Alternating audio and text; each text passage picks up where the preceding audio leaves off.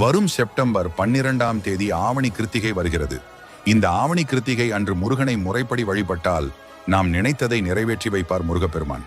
மேலும் இது போன்ற ஆன்மீக தகவல்களுக்கு வைரக்கல் டிவியை சப்ஸ்கிரைப் பண்ணுங்க. அன்றைய தினம் அதிகாலையில் எழுந்து குளித்து முடித்துவிட்டு பூஜை அறையில் முருகப்பெருமானின் படத்திற்கு முன்னிலையில் பூக்களை சாற்றி தீபங்கள் ஏற்றி காலை முதல் மாலை வரை விரதம் இருந்து அருகில் உள்ள முருகன் கோவிலுக்கு சென்று வந்த பின்பு பால் பழம் சாப்பிட்டு கிருத்திகை விரதத்தை முடிக்க வேண்டும். வீட்டில் இருப்பவர்கள் கந்த சஷ்டி கவசம், சண்முக கவசம், முருகன் மந்திரங்கள் போன்றவற்றை பாராயணம் செய்ய வேண்டும். முருகனுக்கு சர்க்கரை பொங்கல் மற்றும் திணை மாவு மற்றும் பச்சை மாவிளக்கு போட்டு படைத்தால் இன்னும் சிறப்பானது.